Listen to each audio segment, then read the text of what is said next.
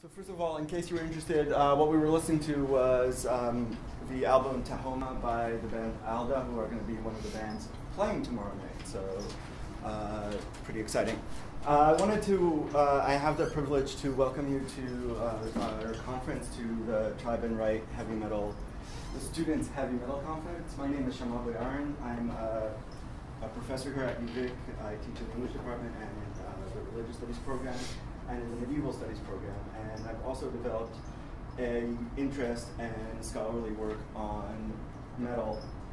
I'm not going to take a long time. We've got a packed schedule for tonight and a packed schedule for tomorrow. So I'm just going to briefly thank the various people who made this thing happen and then turn it over to our keynote speaker. So we received funding from the Department of English, the UVSS, the Faculty of the Humanities, the VP Academic Research, the Department of Philosophy, and the Department of Psychology. And we thank them for that funding. Also, the event has been advertised and supported by UVic's radio station, the CFUV, who've aired promos and done interviews and done special programs leading up to today, so we also thank them.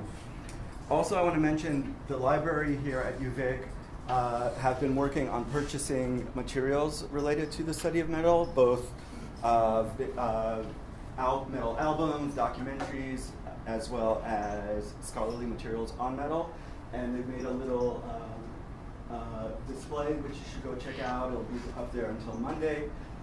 They're very interested in student interest in metal material, and they've asked me to be kind of a liaison. If you see anything, or if you think of anything that they should have in their collection, you can tell me, and I will pass it on to them. Next, I particularly want to thank a number of individuals who really worked hard to make this happen. I want to begin with Dr. Sarah Sutler-Cohen, who you will hear tomorrow, and in addition to being one of our keynote speakers, and also featured in our roundtable discussion tomorrow, also from afar helped with advice and with a lot of time and sort of giving feedback on materials and just suggestions on ways to proceed that were invaluable, and we thank her. It was kind of, at first she would email me, kind of, can I say this? And I said, yes, yes. And then she started, once she sort of saw the process, she kind of jumped in wholly. In addition, I want to talk about students who worked really hard to make this happen, and without their work, we wouldn't be here today. I want to mention Noel Anasty, who worked on this, Ian Campbell, Alicia Ray, Miles Sauer, and Casey Lazar. And I also want to talk about the Heavy Metal UVic Students Club. Without its presence at UVic, none of this would have happened. First of all, those students involved in making the conference happen belong to the club. It also provides an audience for these kinds of events. So there's people that we know who are interested in it. But also, I want to highlight that this is the second event, metal scholarly event at UVic that I've worked on. I was involved also in the South of Heaven event. And scholars who have come for that, and scholars who I've talked to about this, when they hear about the student club here at UVic, they're astounded, scholars not from UVic. It's a very special thing to have students engaged and involved in a topic, and to want to organize conferences, to put their time both in writing papers, but also creating a platform, inviting scholars as well. So this is something very special that you have here. This is something very special that you're involved in. And I really hope you appreciate it and keep it up. On this note, I want to kind of briefly plug, if you are UVic students, next semester I am teaching a metal-themed class through the English department. I'll actually have a flyer for it tomorrow. You can check it out. Also, whether you are a UVic student or not, Greg Pratt, who couldn't be here today, he just texted me that he's sick. He's a journalist who's covered metal does it for a living, these albums, shows, etc., and lives here in Victoria. He teaches courses both on journalism and on metal, and he's done one through continuing studies at UVic and at Camosun. He's been invited to do it again next semester here at UVic. So there's 2 metal-related classes, one a UVic class that you can get UVic credit for, and one through Greg Platt that you can't get credit for, but also if you're not a UVic student, you can take. He's a great instructor and knows a lot about the history of metal. And just in general, if you're interested in moving the ball forward, so please be involved. And we've got a very packed schedule. Hopefully you're aware that we've got events starting at 10:30 tomorrow, including more lectures and talks on metal, a roundtable on women in metal, and you're all invited to see the documentary Until the Light Takes Us, which you can come to for free at Cinecenta, and then closing up the conference with performance of several bands at Vertigo. With that, again, welcome to the conference. And I'm going to switch gears to introducing our keynote speaker, Scott, Professor Woodcock. Professor Woodcock is an associate professor of philosophy at the University of Victoria in British Columbia. And by the way, you'll see both in terms of the representation of speakers, the funding that we got, that really the study of heavy metal is truly interdisciplinary. We have people from a number of different departments, a number of different faculties, sociology, different approaches. So it really is a neat topic that brings together different ways of doing research. So Scott comes from the Department of Philosophy. He received an honors undergraduate degree in philosophy from the University of British Columbia and a PhD from the University of Toronto. His recent publications appear in journals such as Bioethics, Ethical Theory and Moral Practice, and the Journal of Ethics and Social Philosophy. His current interests involve normative ethics and the philosophy of biology. In particular, his main area of interest is working through the arguments for and against foundational theories in normative ethics, like the various formulations of consequentialism, deontology, and virtue ethics. His current project involves linking moral psychology to these arguments. And there's more. Some of the students involved in the conference did a little interview with Scott, and it's on the website. You can see a little bit more of what brings him to study metal and some of his interests.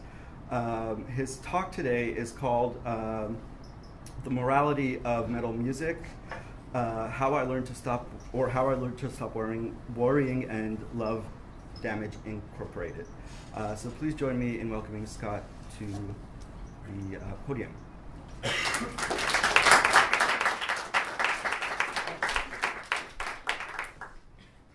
Yeah, thanks for having me and for coming up.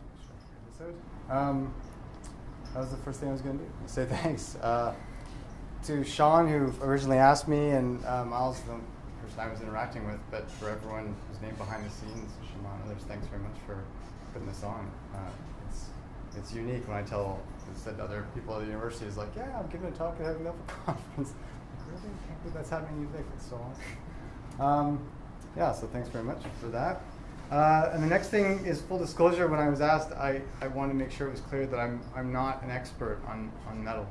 I'd like to think I'm an expert in philosophy and do ethics and have an interest in metal, but I don't want to pretend that I have any special expertise in the area. I'm just old. And there's some, hopefully, wisdom or perspective that comes from that. But it made me think how old I was when I was asked in the interview, what was your first encounter with heavy metal? And I had to really think back, and I realized it had to be Destroyer, like when I was a kid, right? Like everyone my age, when you're in grade 2, whatever, like Destroyer was just, it destroyed it. I mean, it was amazing. It was the standard issue in everyone's basement. And it had a huge impact, I think, on everyone. But oddly, my trajectory in metal wasn't straightforward from there. I kind of lost interest in metal or music entirely for quite a long time. And then eventually when I got back into music, at all seriously. I went through a moody, new wave, I guess, type phase. What really has lasted even till today, I admit it's not just a phase, but it really got its grip on me. And I didn't care much for metal. In fact, not just was I not into it, I remember actively campaigning against it, arguing with friends at school that metal sucked. I don't know why anyone would listen to metal. But in my defense, right, there was a lot of really bad metal out there in the 80s. There's a lot of nostalgia for the 80s, but not many people are like, man, Poison, I wish they come. I mean, maybe, I'm just not aware of it. There was a lot to react against. Though it wasn't just that, because part of it, too, was an ethical idea I had. I mean, going back to the past slide, U2 had a really profound effect on me and everyone else at that stage, right, when U2's War came out and Unforgettable Fire. Those were hugely influential albums in mobilizing some kind of ethical consciousness for kids my age. And so there seemed to be some deep ethical objection to metal that kept me out of it and put me more into punk and hardcore at the time. So I was much more invested in that kind of music and didn't like metal at all. But eventually, right, especially in the later 80s, when everyone in Alberta, I grew up in Calgary, I didn't mention that, right, but everyone in Alberta was going to gigs, seeing SNFU play all the time.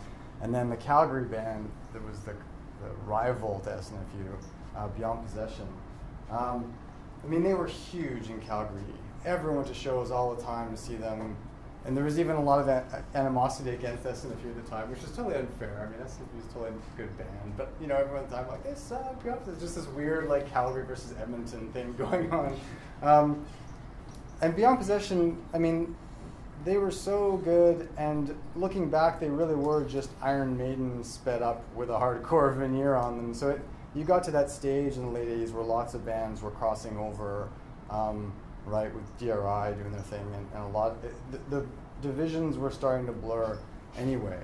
And then one day, finally, in grade 10, I remember some friend of mine that I'd been friends with a long time ago and kind of lost touch. He went to other schools, and he turned into a really true banger type guy. And we were hanging out in French class, and he was giving me the gears, like, you need to listen to metal. No, motherfucker. And then finally, right, he dropped on me some Slayer. And then I realized, oh, right?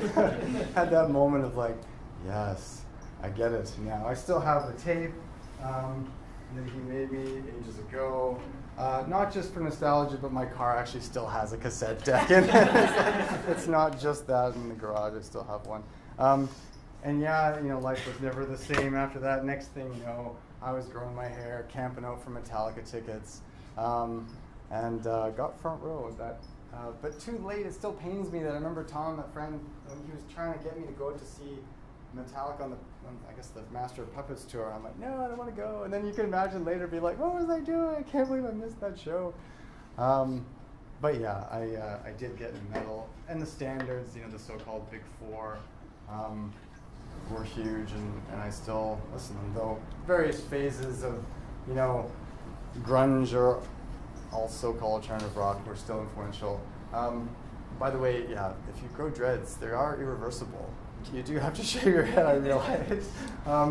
But, metal has stayed with me, so I did settle into something of a straightforward metal identity that lasted up until I had to go on the job market, and then that all went away. And this became my new persona. So why am I telling you all this? Well, I'm telling you all this because my slow entry into metal, like I said, really had this ethical component.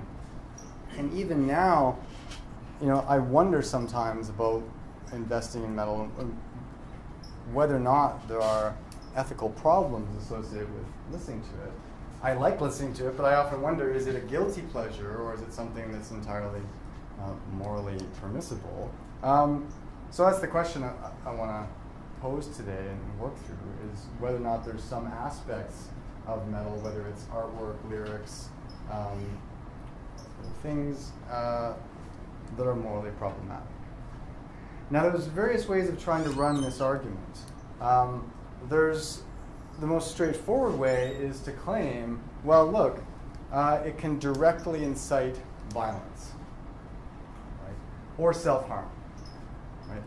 That mainly has come up in the most famous court cases, so you're not old enough to remember probably, but you may have heard of the case way back when Ozzy got sued for the song Suicide Solution because some tragic case of someone taking their life while that was on the turntable. And he had to show up in court in this mumbled way trying to explain that, about that. And it really was a bad argument for a lot of reasons, right? Not the least of which the song isn't about suicide, right? It's about, there's a pun there, obviously, but the solution really is meant to be liquid. It was written by the bassist about Ozzy's constant drinking. I think on the stand, Ozzy said, no, it was about Bon Scott, his drinking. No, it was about your drinking, Ozzy. It was, and, Paisley wasn't impressed. So, nothing ever came of it. But then later, another similar case happened in Judas Priest.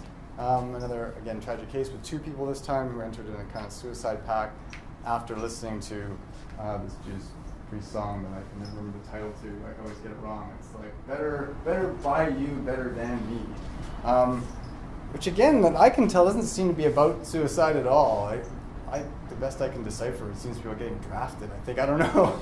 I can't. The lyrics aren't obvious anyway, let me just say that. And nothing ever came of that either, rightfully so. It's curious that both songs really aren't obviously about suicide.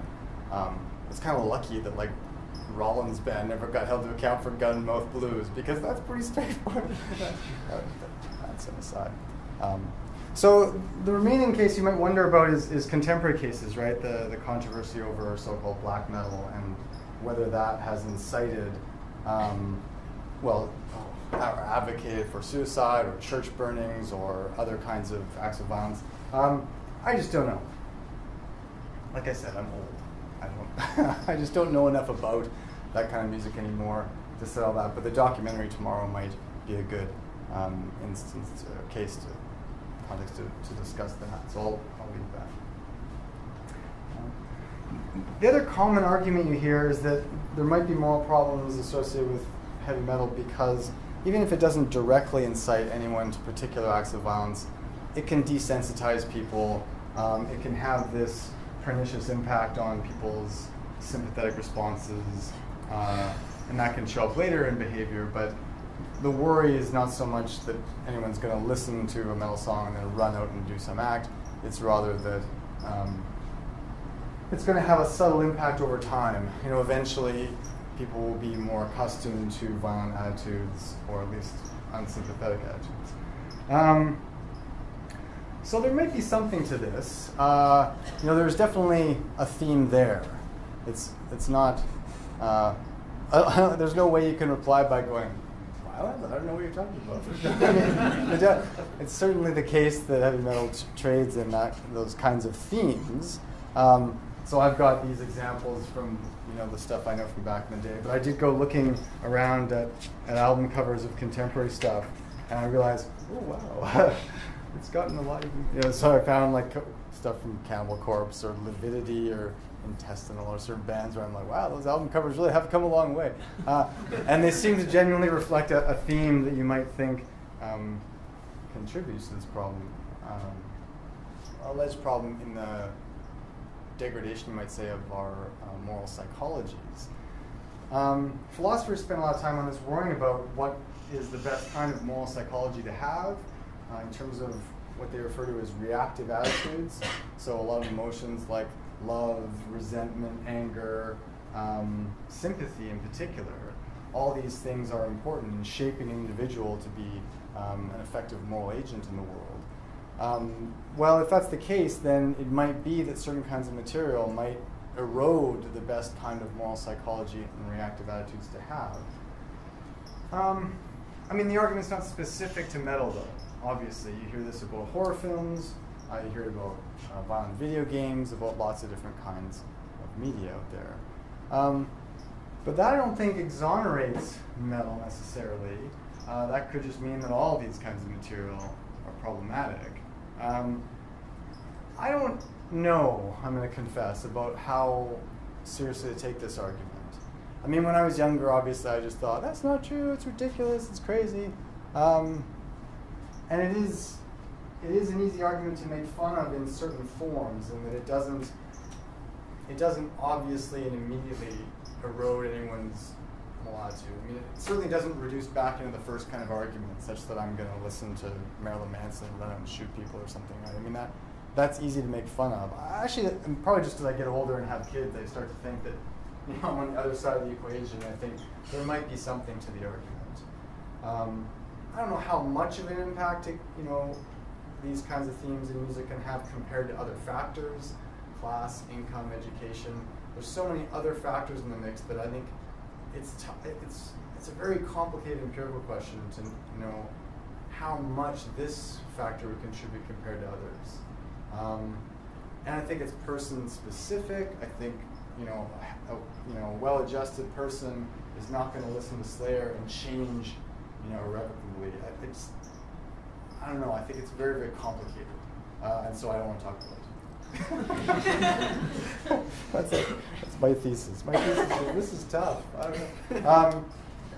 Yeah, I mean that was largely my thesis when Sean first asked me about this, is because I was doing a paper on horror films, and my thesis for that too was I don't know. I mean, in some cases, probably yes. There's problematic films. Others not so much, and I think that it's really in the details for these things. So why am I not going to talk about this argument? It's because I think a third argument is more interesting. Right? That's the argument that there's something morally problematic with certain kinds of metal themes because of the way they express an insensitive attitude toward victims of violence, or misogyny, or racism, or homophobia. And that's an argument that doesn't depend on complicated empirical questions about one's psychology. It's a rather direct effect on the way this material is going to have uptake with certain people who have experience with violence and are going to be offended by it. Now it's easy again to write this argument off as in, oh, people are offended, that's their problem. Well, I think when I was a kid, I would probably say that and mean it. And now I don't think so much, right? I think I thought that as a kid largely because I thought that people were offended by things that I thought were legitimate. When I was listening to Dead Kennedys or Bad Brains, and people were offended by it, and I knew that there was some legitimate moral cause behind that music, I was angry and annoyed that people would find it offensive. But that's a different kind of argument. I mean, or at least a different kind of case. Now, I'm open to a case-by-case analysis to think, look, there might be some instances where someone's legitimately offended, rightfully offended, not just confused about what the material is about. So here's some examples what I have in mind. They're all dated, of course, because I'm old. But notoriously, right, the original album cover for Guns N' Roses' Appetite for Destruction was pretty mind-boggling. They thought they could put out as the front cover of the album a scene of some robot having just raped some woman. And I remember some interview, I was going to try to find it on YouTube and try to put it in the slideshow, but didn't, of them. I remember being interviewed on Much Music or whatever, and I think it was Erica M. or whoever VJ at the time was like putting it to them like, look, this is, because I think it got moved still in the album. It was on the inside cover now instead of the front cover. And I'm like, isn't this a little bit of a problem? No, I don't think so. They're laughing, right? The whole time, the whole interview, they were just chuckling themselves because they knew it was a problem, right? It wasn't like higher math. And then later too, the next album, some of the lyrics in the songs had very disparaging words to say about so-called immigrants and gay persons. And I think even if that didn't have any, I mean, again, there's two arguments. You can say those lyrics can lead to listeners changing their attitudes in ways that are going to affect their moral psychology, but then there's just the more immediate argument that it is offensive in virtue of being insensitive to the targeted groups. Motorhead's famous, it's hard to, I wonder if I can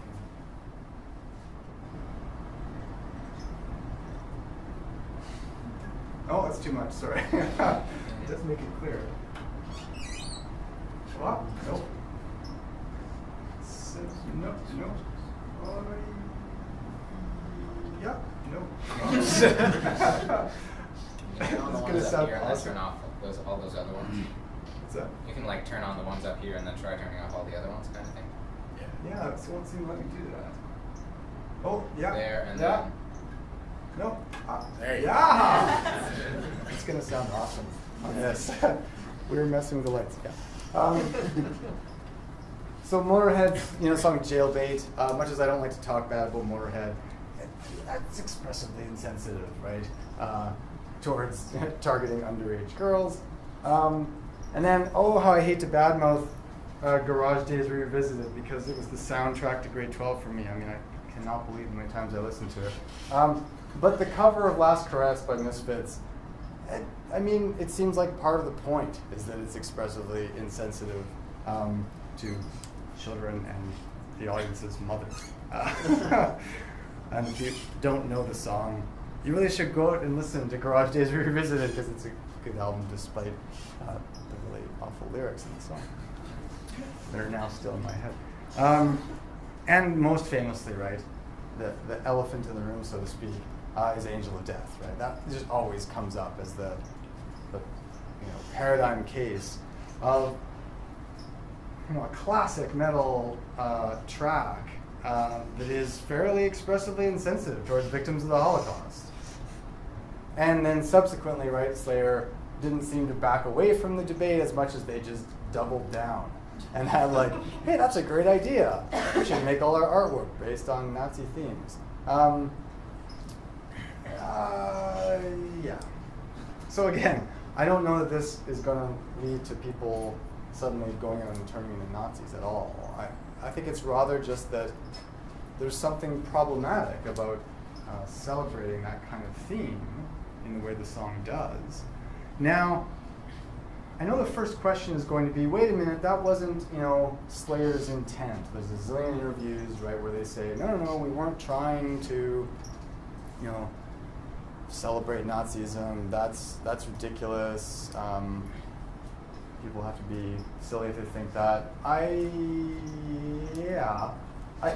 think that it's important to note that this kind of argument doesn't depend on the intent of the creator of the material. That's the first mistake, is to assume that it had to be intended for the expressive effect to be important, and that there's not a responsibility to worry about an expressive effect, even if it's not your intention. So here's some other examples, some non-metal examples to make the point. If you're really cold and you want to stay warm, and the best way to do that is to burn something, and you decide to burn a flag, and you're in Texas, and you're surprised when people aren't impressed, and you say, but look, I'm just trying to stay warm. Good luck. That won't go over so well. And in philosophy, there's been a lot of debate about new reproductive technology, in particular about technology designed to prevent disability from occurring.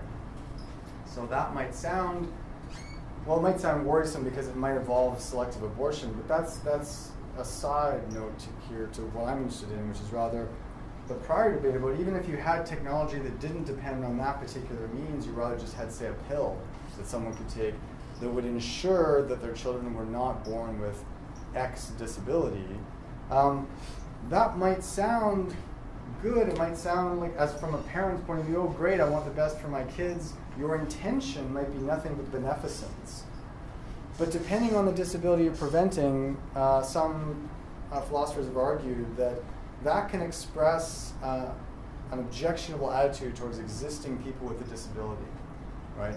So if I'm taking means to ensure that I don't have any child with Down syndrome, that looks like I'm devaluing existing Down syndrome people, right? Or other, you can pick whatever disability you have in mind. So there's a complicated debate there in bioethics because some conditions seem so serious that, like Huntington's, it seems like it's not expressing anything insensitive towards people with Huntington's if you select against that, because I think they would be happy as well.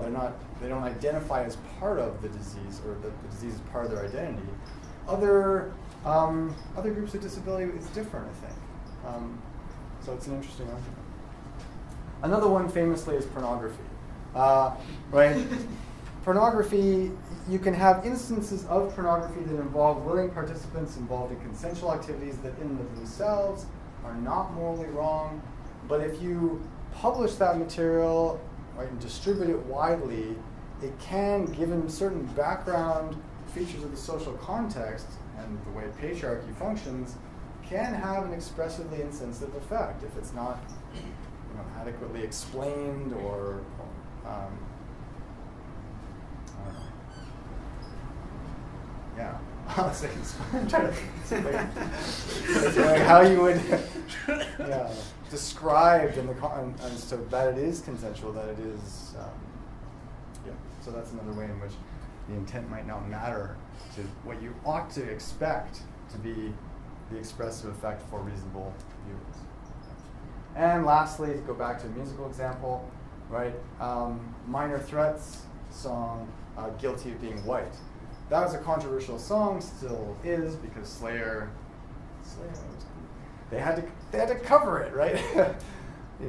Not like Ian MacKaye is still going around playing that song. But MacKaye, like whenever he's interviewed about that song, is rather prickly about it because he keeps explaining that, in his words, there's nothing racist about that song. I'm just describing my experience going to school. He grew up in Washington, D.C., in a fairly low-income neighborhood, in a school that was predominantly black, and he says he got picked on quite a bit being the minority in that school, and wrote this song, right, Guilty of Being White, about his frustration of being considered to be guilty before he's done anything. And he says, look, I'm not trying to make some broader comment or some theme for oppressed white people. That's ridiculous. As he's gone on to work with Fugazi in various ways that seem very socially conscious. It is an odd thing. He said, my intention was just to describe my experience at the time. Fair enough, but if he were to still be going around playing it, it might have a very different expressive impact. But he doesn't, Slayer does. And yeah. All this is to say, I think that the expressive argument is worth considering. I think it's plausible to some extent in some cases. Now, next question you might wonder is, but I don't know, how do I give up, that album, man? I can't give up Rain and Blood. It's just too good. Yeah, it's hard, right? It's not clear what to make of this argument if you think it's persuasive, and whether or not you think now Angel of Death is something morally, so morally problematic that you shouldn't listen to anymore. Well, here's some options for how to interpret this conflict from aesthetics in philosophy. Some fancy terminology for you. Aesthetic autonomism is the view that really, these are just different ways of evaluating something, and they don't bleed into one another at all. So you can claim, yeah, Angel of Death is morally flawed, but it just doesn't change how aesthetically amazing it is. Right? They're just two different kinds of evaluation, and they don't affect one another at all. So you go back to the phrase, it's a guilty pleasure, right? But it's a pure pleasure. It's just such a great song, but there's some cognitive dissonance here, I think, still, but it's an explainable one because of these two different kinds of evaluation.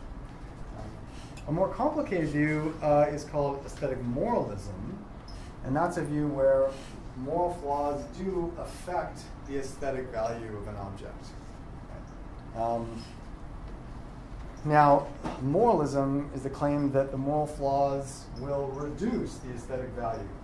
Insofar as a work of art is morally flawed, it is less aesthetically valuable because of it. Now, this view is actually still compatible, I think, with thinking that Angel of Death is awesome, because you don't need to say that Angel of Death now has no aesthetic value.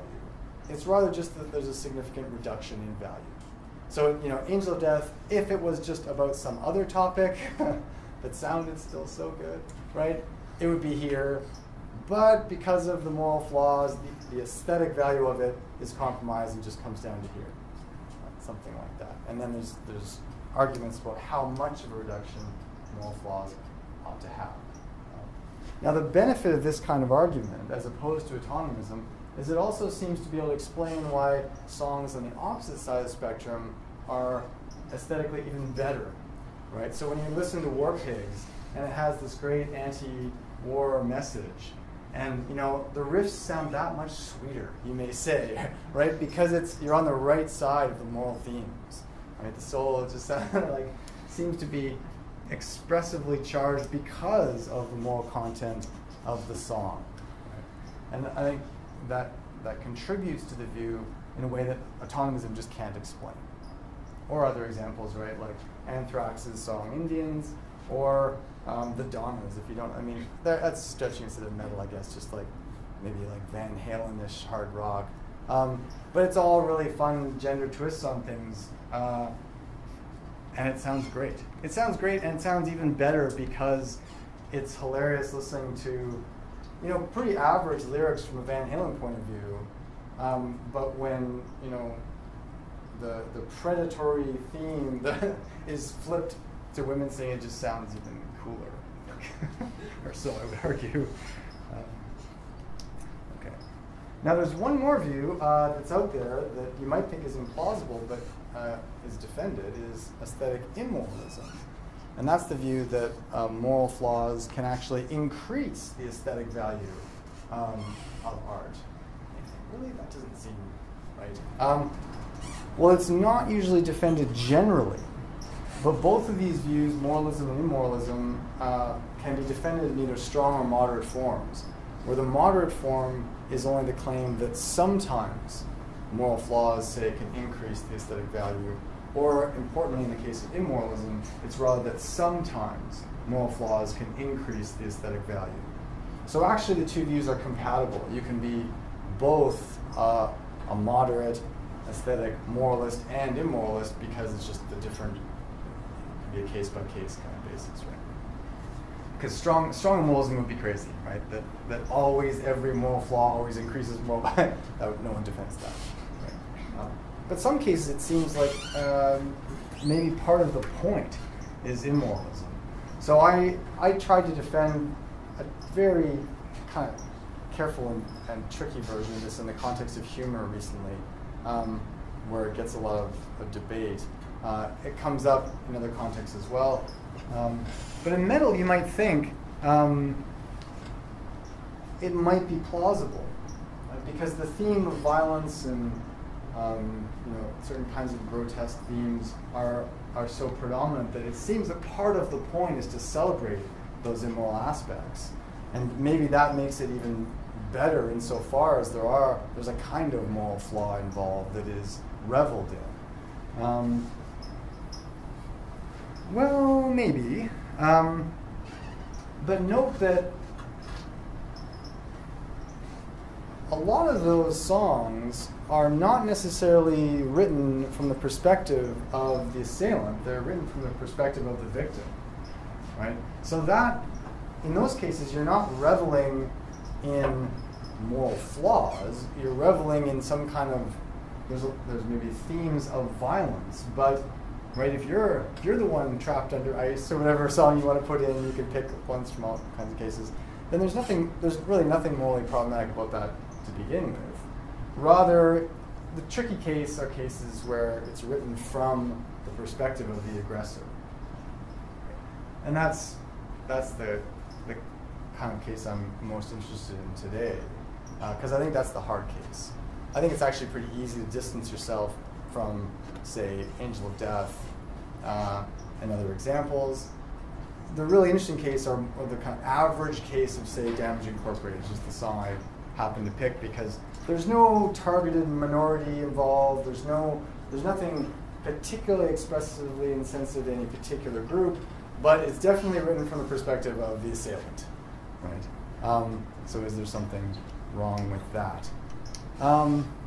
Well, to make the case, if I can get a volunteer to maybe do you mind doing me a favor and just hand these out? I'm going to see if people want to play a game. If you've done, how many people have already seen this before in some variety? Yeah, okay. No, it's half and half. Oh, really? Okay, well, it might be kind of. I like to make people play it anyway.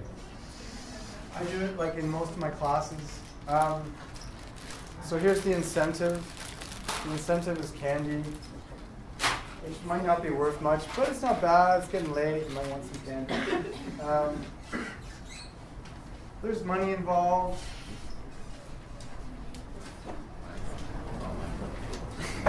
I'm assuming that money is more valuable than candy.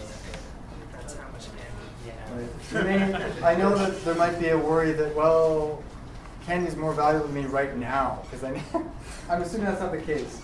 I'm assuming that you'd rather have $5 than a small pack of Smarties, because you could buy more Smarties for $5. Right? It seems a safe assumption. Now, for those of you who are not familiar with this, it's a two-player game. What I want you to write on the piece of paper besides your name, you don't have to play, by the way. If you do play, write your name, and then all you have to write down is a C or a D, right? For cooperate or defect. I'll collect up all the pieces of paper, put them in a big round robin, and then pick out names. People will randomly play against each other, and then the results will depend on the matchup of what the two people have written on their piece of paper. If both people pick C for cooperate, you both get candy. If you both pick D for defect, then you both get nothing. It gets more interesting when you look at the mismatches, right? If one person picks cooperate and the other person picks defect, the person who picked defect will get the $5. And the person who cooperated gets to pay me $2, which is why you don't have to play. But if you're willing to owe me $2, pay to play. Although, again, you could say, well, I'm going to play because I'm not going to pay $2 because I'm not going to pick C. That's the easiest way to protect yourself against that one. So as you're thinking about that, let me explain, for those of you who haven't seen this before, what it's all about. It's known as the prisoner's dilemma. It can take various forms. All that's required is that,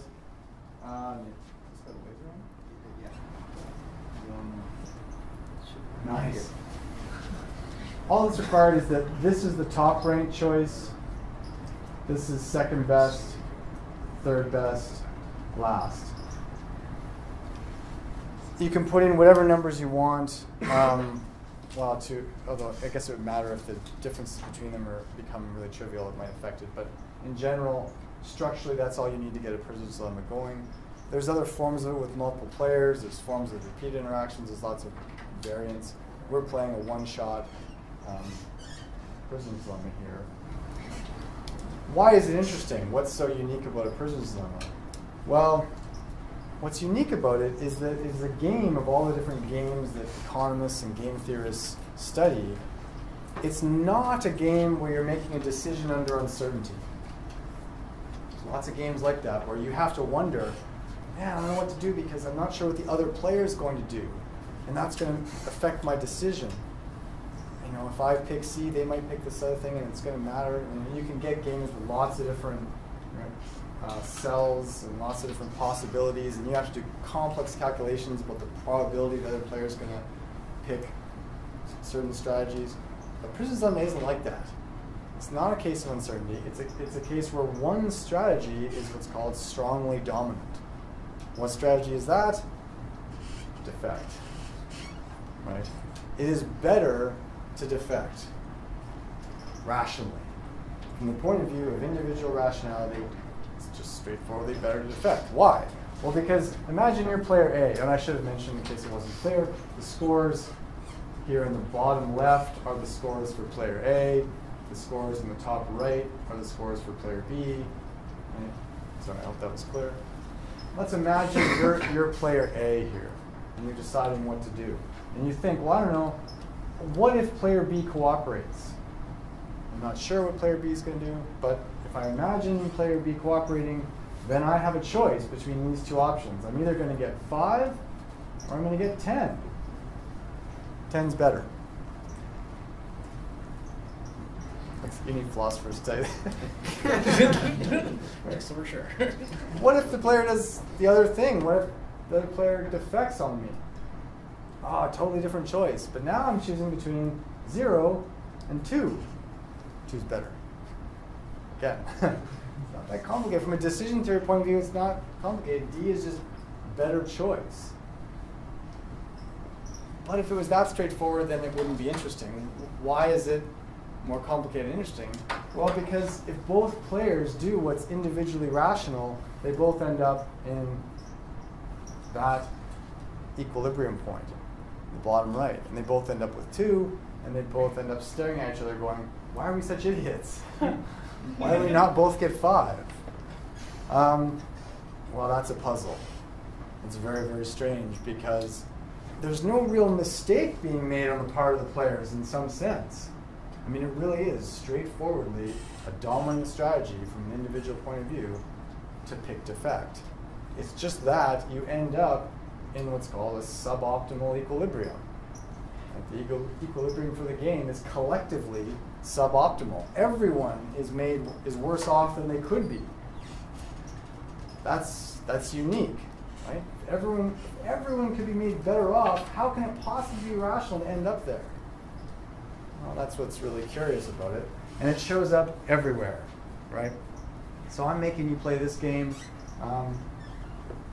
But once you start looking for prisoner's dilemmas, and those of you who've already seen it, you've probably found this, right? Is that everywhere you go in life, you see them. They start popping up like, it's like putting on the glasses and They Live, right? You're like, holy crap, there's prisoner's dilemmas everywhere. It's kind of freaky. Here's a really common one. I've got a long list I usually impose on my students. The transit dilemma, right? It's individually rational for you to drive. Whoops. Oh, sorry, wrong button. Drive. Why? Because it's great if everybody takes the bus. That's certainly better than like a lot of traffic and pollution. But what's even better is that if everyone takes the bus, there's no traffic and pollution, and I drive. That's super. Because I get to work really fast. There's like clean air as I get out of my car. I like left whenever I wanted to. I had my own tape deck. Where's my tape? I'm like listening to my tape in my car, passing people on the bus. Right? I'm listening to Angel of Denmark. That's better for me. The problem is that everyone does that, then we all get stuck in traffic. And the worst case is everyone's driving, there's lots of pollution and traffic, and you're stuck on the bus. That's the last option, right? That's the equivalent of you paying me $2. Right? That sucks. Okay. You might be familiar with this one too. The roommate dilemma of cleaning up. It's collectively better if everyone does their share, cleaning up. But that's not what most people's apartments look like. Right? It looks like this, right? Why? Because you think, well, it's going to be as clean as it's going to be. Why should I chip in, right? Because it's much better for it to be clean and you not have to do the work. And it's really bad to live in, squalor and be the only one trying to clean up. That really sucks. Dog shit dilemma is another bigger variant. Now that I have a dog, I know this, walking around parks. It sucks to have to step in other, dog shit. It's not even your own, it's someone else's dog. It's way better if we all pick up after our dogs, but it's really great if everyone does that and I just run around not worrying about it because I know where my dog took shit, right?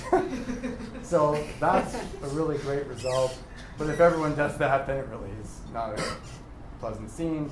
And it's really sucks to be bagging your dog's crap when you're not going to go around bagging everything, right? And there's just tons of them. I've got like a luggage retrieval one. I may not bore you with that one. The news dilemma, I think, is a really important one. If you watch the documentary on page 1 about the New York Times, it's a sad documentary in a lot of ways because of this dilemma. landmine dilemma. I mean, it was crazy for a lot of years. I think only recently it's made the U.S. finally signed on somewhat, but for many years the U.S. refused to sign the landmine treaty. And you think, why? And their answer was, well, we just don't think it's advantageous to us. That's the point. That's the point of treaties. Is like, of course, it's individually advantageous for everyone else to stop using landmines, and woohoo, we still get to use them. Yes. Hence why we all make agreements to not use them, because it's a lot better than everyone using them. Right? That's the point of a treaty, just like nuclear proliferation treaties. Same with torture. Torture has a similar structure in that, even Republicans like John McCain for a long time was against waterboarding in Guantanamo because he was worried about the impact it was going to have on U.S. troops. Right? Because if everyone takes the individually rational action to torture the prisoners, then your prisoners are going to get tortured too. And because that's not a good state of the world collectively, it is better to agree to refrain from torture. But still, there's this individual incentive to defect. We also have pollution, obviously, and greenhouse. It goes on and on and on. Okay. Right. Now, C or D. Right? Has everyone already written out their answer? Come on, guys, we can all get candy. Yeah. See, now you can try to band together. There's this awesome clip that I didn't load up from a British game show where they make people play prison dilemmas. It's quite mean, right? But they have this game show with a lot of money at stake and make people play prison dilemmas. And there's this one clip you can find on YouTube where the people are talking. Like, imagine, well, if you let people talk to each other, it'll all work out fine. And these two people are like, yeah, we're going to go for it. We're both going to get all this money together. Yeah, it's going to be great. It's going to be great. And then the last minute, like, right, one of them just ripped the other person off, right? Just like right now, you could be going, yeah, writing D on your piece of paper, as you're like that's actually the smartest individual strategy, is to write D while mobilizing others to be sheep for you to take advantage of, right? That's, okay. Well, I'll maybe collect these up, maybe just pass them down that way. Yeah. Well, you can write a fake name if you want, as long as I can identify the matchups, just for fun.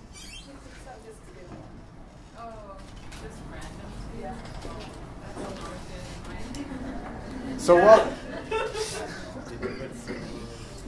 People are still deciding. Maybe just pass them that way. Yeah.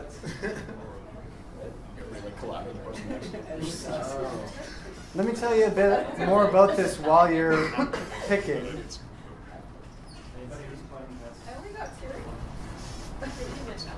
I'll collect these up and draw names in a second, but let me tell you a bit about the political importance of this. Right? You can see that the kind of structural interaction at stake is very general, and there's a really influential, thanks a lot, system of thought and political philosophy coming from Hobbes. And Hobbes didn't uniquely perceive this, but Hobbes just articulated it very well. That there's something like a prisoner's dilemma, collective action problem going on at the root of social interaction in general. Now, political philosophers disagree about the extent to which that's true and how much these collective action problems play into human interactions, but pretty much everyone agrees that to a certain extent it's quite prevalent. Hobbes thought it was all important. Hobbes thought that was the basis for political authority, that it keeps us from the really terrible state of a constant war of everyone against everyone. That's it's a big, thick book, Leviathan, but the core thesis in there is that it is a terrible state of affairs to constantly not be able to trust anyone. Like whatever post-apocalyptic movie you've seen, and you like I guess Walking Dead's the most culturally resonant these days, right? Yes, you're afraid of zombies, but you're also afraid of other humans. Because then even worse in a way is other humans, because you can't trust anyone without a system of law, in effect, a reliable enforcement mechanism to enforce contracts for Hobbes. Contracts of the kinds we've seen, whether it's landmines, whether it's just basic things like, okay, you don't stab me and I won't stab you, right? Even that's simple. Well, Hobbes says that it is, in this case, rational to seek peace, to cooperate, in effect, if, he says, you have hope of obtaining peace. If others are so willing, then it's rational to seek peace because it's so much better than a constant state of war. But the flip side of it for Hobbes is when you can't obtain peace, that you can seek and use all helps and advantages of war. Right? If peace isn't on the offering, then don't be stupid and seek peace when you're in a state of war. You don't want to be the one person out there going, come on guys, let's not stab each other. Right? That doesn't go over very well. You know, in that state, right? If everyone else has written D in here, you don't want to pay me $2, essentially. Hobbes is articulating this, though, on a crucial scale, right, when the stakes are much, much higher. So here's the Hobbes dilemma, as he sees it. Two strategies again: seek peace, or keep the right, he thinks, to use all the helps and advantages of war. The best state collectively, obviously, is for everyone to seek peace, to live according to contracts, and to avoid that terrible anarchy. There's still this individual incentive, though, to free ride on others' restraint. Right? Everyone else lives according to law. I get to steal shit. That's individually the best state of affairs. And so there is this incentive to break the law, but that leads to this anarchy situation that I've rather flippantly, but in some ways seriously for Hobbes, put the numbers really, really high, that it's bad. It's a lot worse, he thinks, than the meager gains you might get from, if you avoid getting caught, taking advantage of other people. And then the worst state of affairs, obviously, is you're the one sucker with the peace shirt on, trying to sing Kumbaya in the middle of anarchy. That's not so good, right? That's my random selection.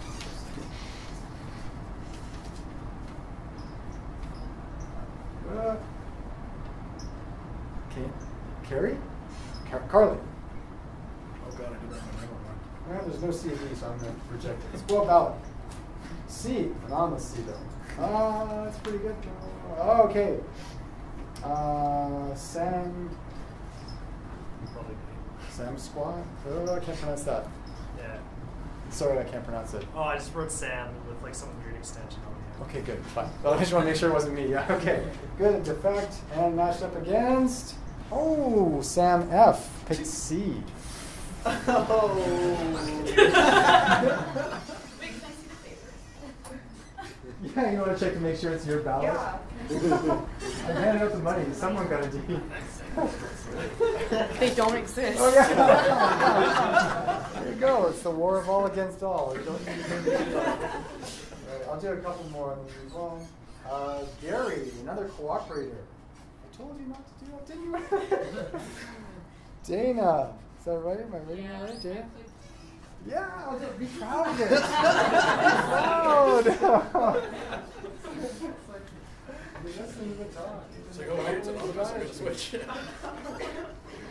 Okay, I'll do thing one more. One thing to note, actually, as I keep doing this, is that every time I do this, I wonder how I'm going to give any of this away. Because as I described it, right, the dilemma is set up so that it's individually rational, right? There's this equilibrium. Oops, where's my...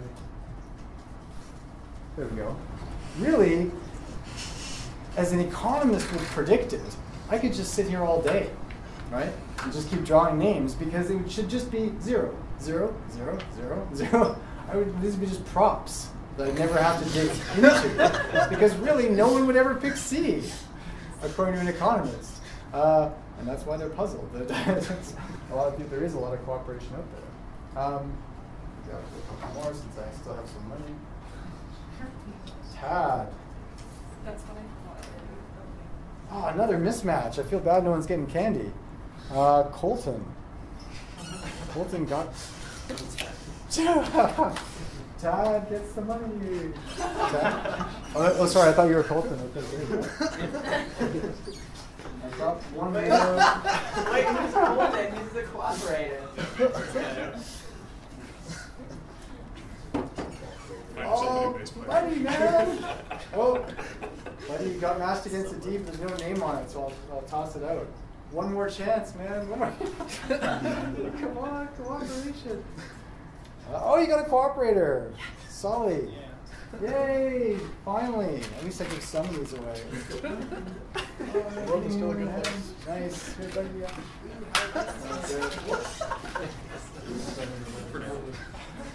One more because I've got. Oh, see, here we go. Ellie and Dana, 2 Ds. I don't have to do anything. That's my job. Usually. Oh, Miles. Seed. Oh, and another seed, but there's no name. Oh. You know what? We're going to give you smarts for that anyway. All right, I'm going to stop doing this. I'm going to save my last $5. Okay. How does this refer back to metal? It seems like it seems like a digression. Well, what I want to argue is that, well, first of all, that Megadeth has something right by talking about the odd fact that peace should sell, but no one's buying, right? It's like this odd way in which we seem to be stuck in non-cooperative situations, even though it should be better if we all cooperate. But more than that, I want to try to bring this back to metal by talking about a famous paper in Business Ethics by Gregory Kafka.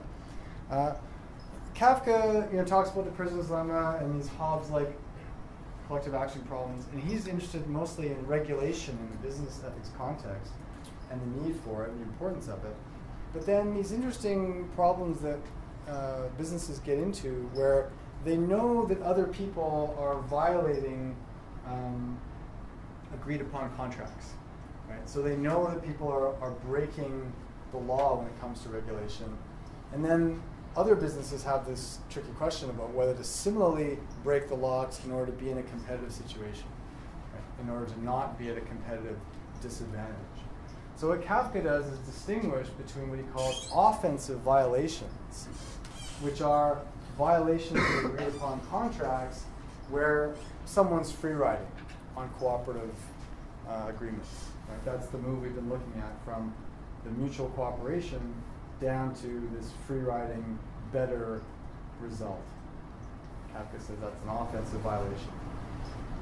The question is what to do in that scenario, and as the title of the paper suggests, Kafka thinks it can sometimes be permissible to break the law, so to speak, to violate agreements in order to protect yourself against the free riding of others. So he talks about what's called defensive violations. Right? Defensive violations are just keeping yourself out of the scenario where you're the only one in the room cleaning up, if you're the only one cleaning after, just making sure you don't get taken advantage of. Okay? So he wants to claim defensive violations are often morally permissible.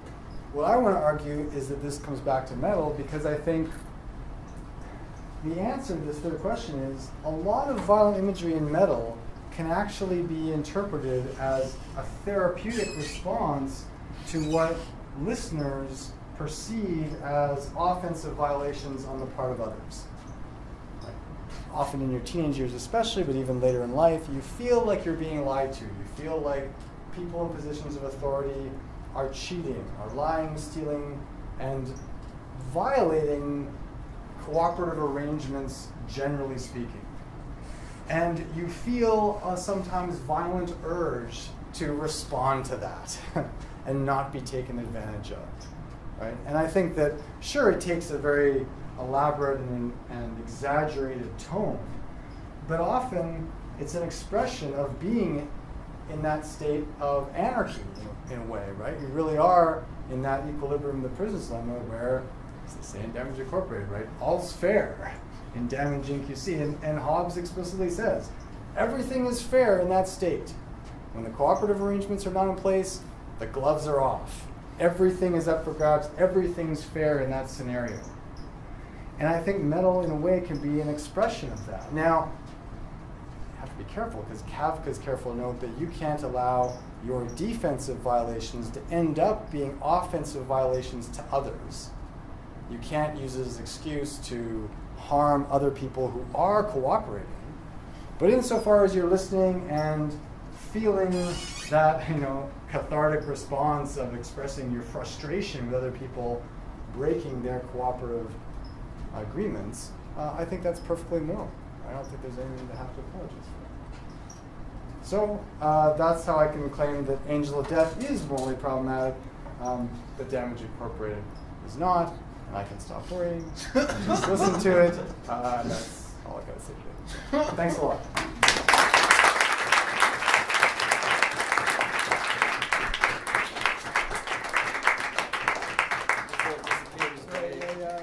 There's a test of cooperation. So we're a little bit behind time, but I think we have time for a couple of questions. Oh, sorry, if anybody has any questions or comments. Yeah. So what if you're enjoying metal for reasons other than cathartic release? Yeah, I think, in the talk I speak really generally about the morality of metal without distinguishing between the morality of creating it, playing it, distributing it, listening to it. And I think each of those are going to have their own details. In the particular case of listening to it, I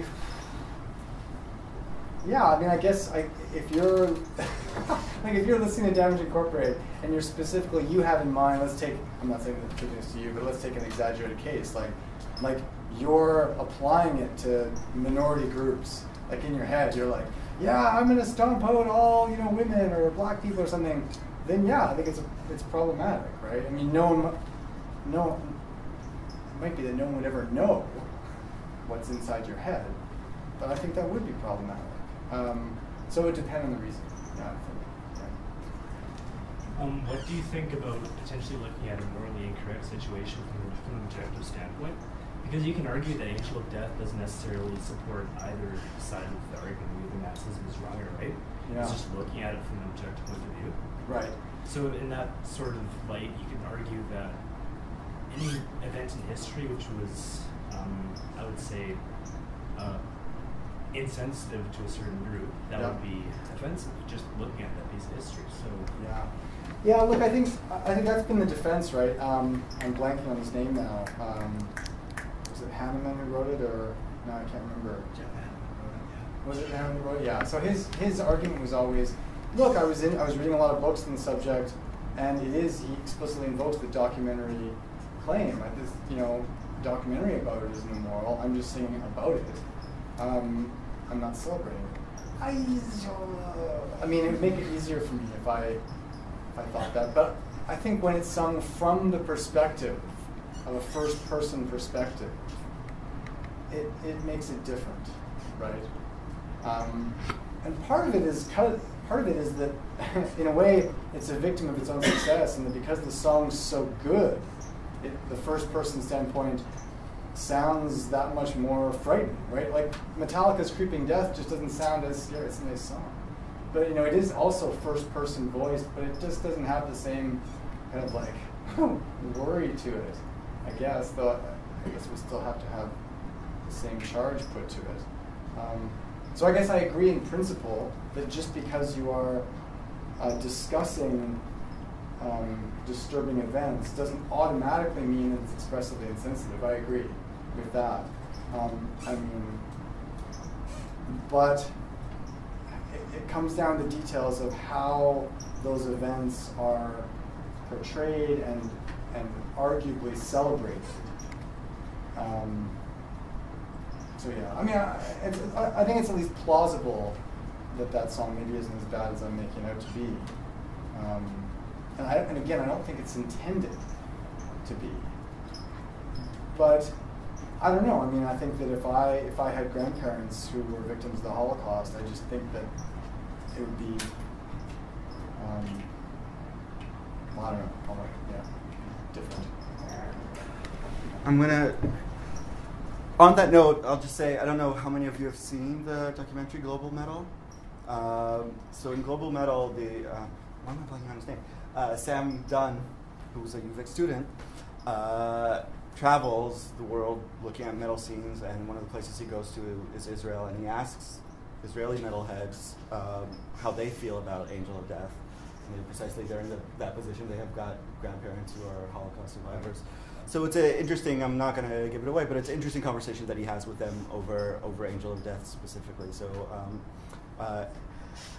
okay, great. Thank you very much, Scott. I'm going to give everybody